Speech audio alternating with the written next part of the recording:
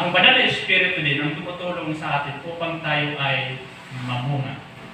Ang bungang ito ay mababasa natin sa Galatians chapter 5, verse 22 hanggang 23.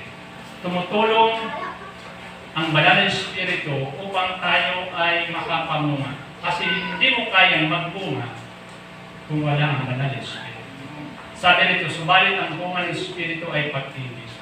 Hindi mo magagawang umibig sa Diyos at umibig sa kapwa kung wala ang banal na Espiritu na siyang tumutulong sa iyo.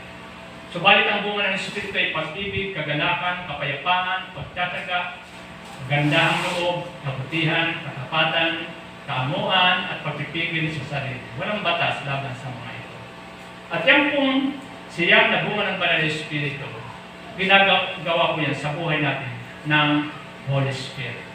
May mga bagay na hindi po tayo nagagawa sa mga ilang mga sinabi diyan, pero patuloy na tumutulong sa atin ang banal na Espiritu upang ang siyang na bunga ng banal na Espiritu ay makapamuhay tayo dito at makita sa atin. Laging tumutulong ang Holy Spirit sa atin. So makapangyarihan ang banal na Espiritu at magagawa palagi ito ng banal na Espiritu kung kikilalanin mo ang Holy Spirit na nandiyan sa iyo at mayroong kapangyarihan sa buhay mo. Kaya nga yung paniniwala natin ay kapangyarihan ng banal na Espiritu. Maniwala ka lang. Pag naniwala ka, magagawin mo yan ng Holy Spirit. Pero pag hindi ka naniwala, hindi po yan magagawa kasi hindi ka naniwala. Ang gusto lang ng Holy Spirit, maniwala ka na mayroong kakayahan dahil kasama mo ang banal na Espiritu. At kung sabihin natin, mayroong pa mga Kristiyano na hindi nagbabago, na tinanggap naman talaga niya ang Panginoon, kung patuloy siya makikinig ng Word of God, babaguhin po siya kasi makapangyarihan ng salita ng Diyos at mayroong Holy Spirit na siyang magbabago ng kanya pong buhay.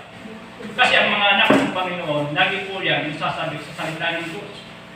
Kapag ang kaligayahan mo ay mga bagay sa pangmundo at hindi ka masaya sa pagdating sa Panginoon, pagdating sa gawain ng Panginoon, dalawang bagay lang, ibig sabihin niya, maaaring hindi ka pa lumalago about Word of God, maaaring bata ka pa, o maaaring hindi ka pa anak ng Diyos. Kasi kapag anak ka ng Panginoon, mayroon kang Holy Spirit. At ang Holy Spirit ay siyang magbibigay sa puso mo ng kasabikan sa salita ng Panginoon, sa gawain ng Panginoon. Pero kung hindi ka masaya sa gawain ng Panginoon at hindi ka nasasabik sa Word of God, ibig sabihin niyan, baka wala pa sa iyo ang banal na Espiritu. At pag wala sa isang taong banal na Espiritu, nangangahulugan, hindi siya anak ng Diyos at hindi siya ligtas.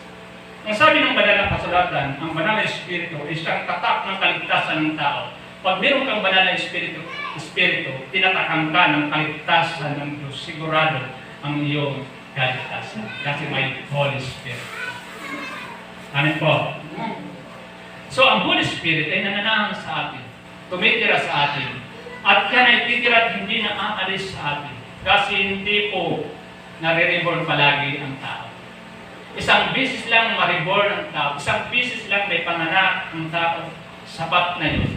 Kapag pumasok sa iyo ang Holy Spirit, mananatili yan sa iyo at mananatiling anak ka ng Panginoon. John chapter 14, verse 16 hanggang 17, sabi rito, at ako'y dadalangin sa Ama, at kayo bibigyan niya ng ibang mang-aalin upang siyang sumainyo magpakayan niya. Sa makatuwid bagay, ang Espiritu ng katotohanan na hindi matanggap ng sanlibutan, sapagkat hindi ito siya nakikilala. Hindi nakikilala man siya. Siya ay nakikilala ninyo, sapagkat siya ay tumataan sa inyo at sa inyo. Start ka ng Holy Spirit. At kapag tinirahan ka ng banal na Espiritu, hindi niyan aalis sa iyo. Ang Holy Spirit tatak na ikaw ay anak ng Diyos. Tatak na ikaw ay ligtas. Tatak na ikaw ay kabilang sa family ng Panginoon.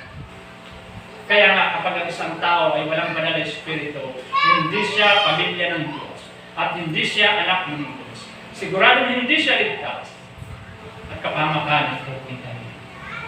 So the Holy Spirit, ang banal na Espiritu, yan po ay tatak dahil nananahan po yan sa atin. We are the temple of the Holy Spirit. Tayo ay temple ng banal na Espiritu.